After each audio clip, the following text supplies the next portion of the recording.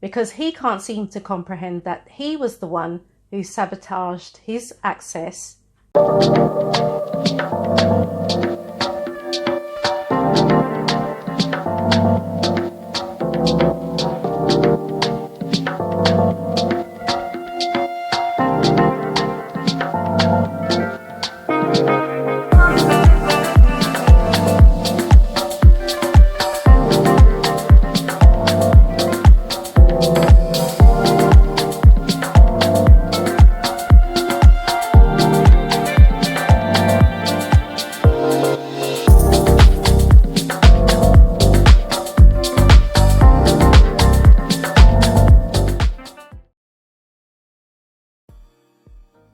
Hey guys, I hope you're all doing well and that you had a great week. To my house guests, come in, make yourselves at home, make yourselves comfortable.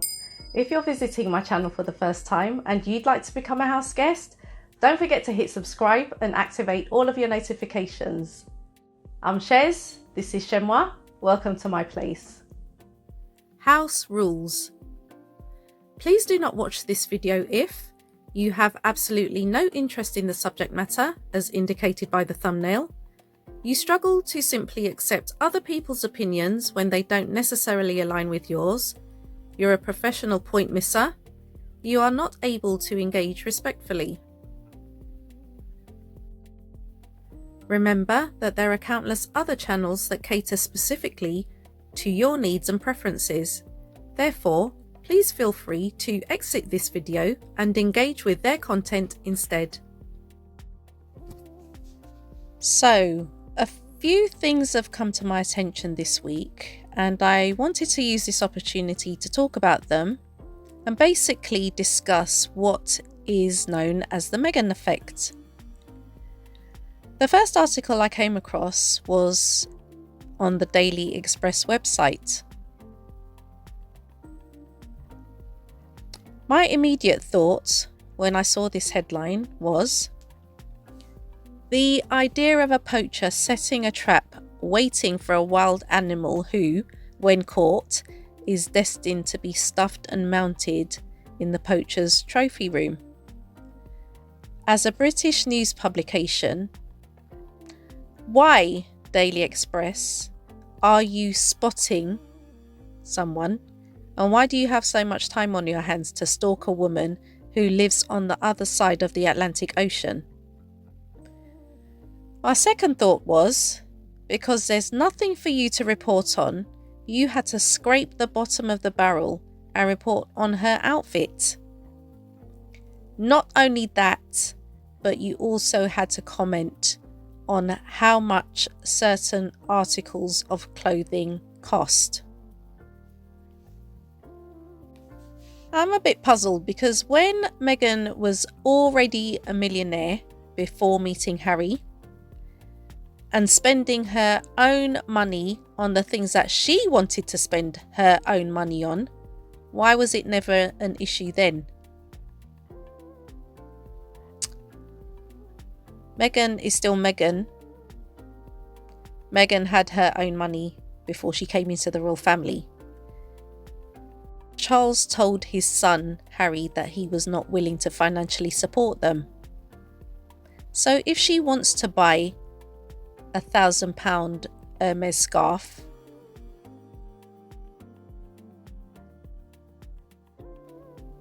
she's not using your money to do anything.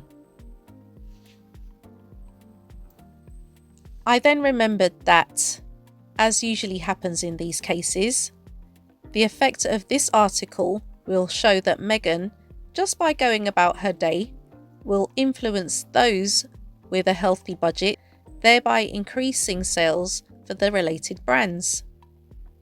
Kate Middleton, Duchess of Cambridge, is worth about $1.4 billion a year to the British fashion industry. When Kate wears something, it sells out instantly. Now we have the Meghan Effect. I think the Meghan Effect is even bigger than the Kate Effect. What Princess Diana was to the world of fashion and style, the Duchess of Sussex is today. She wore Givenchy on her wedding day.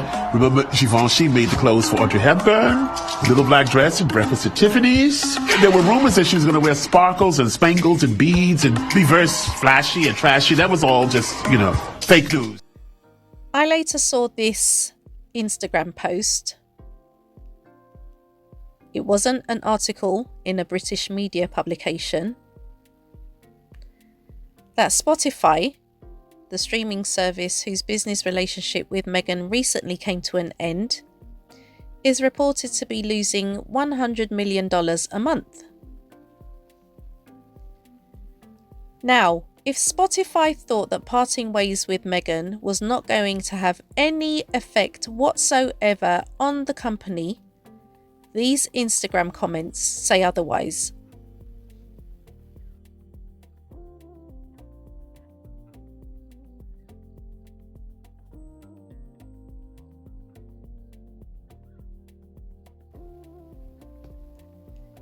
In this next example, it would appear, and I stress appear, that Meghan's father is still lurking in the shadows in some form or another, because he can't seem to comprehend that he was the one who sabotaged his access to his own daughter. Allegedly, his best friend had the not so bright idea to start a business centered around touring Harry and Meghan's neighborhood in Montecito.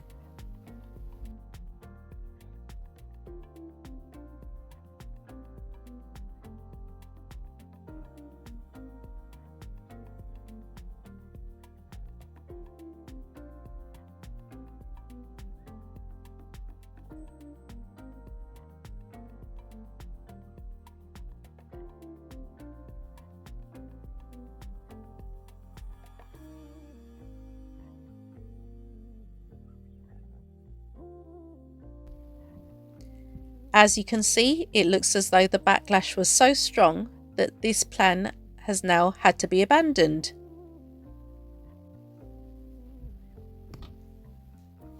You may recall that in November 2020, Meghan wrote a piece for the New York Times. It was a July morning that began as ordinarily as any other day.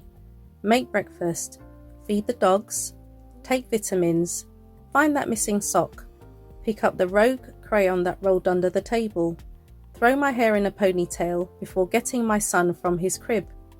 After changing his diaper, I felt a sharp cramp. I dropped to the floor with him in my arms, humming a lullaby to keep us both calm, the cheerful tune a stark contrast to my sense that something was not right. I knew, as I clutched my firstborn child, that I was losing my second. I must admit that when I saw her article, I was surprised because I went through the same experience 23 years ago, and it's not something I've shared extensively because it was such a traumatic time. Markle's account of experiencing a miscarriage wasn't just incredibly emotional and raw. It's given other people who have lost pregnancies a platform to speak about it too.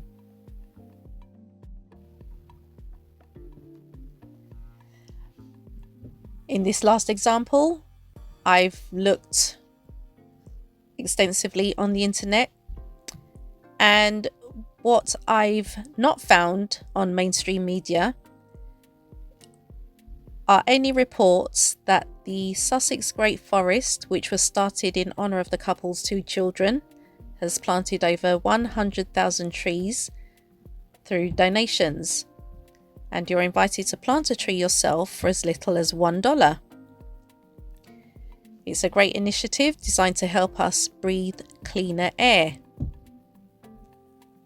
And speaking of breathing, I'd like you to listen to this excerpt from Meghan's award-winning Spotify podcast, Archetypes.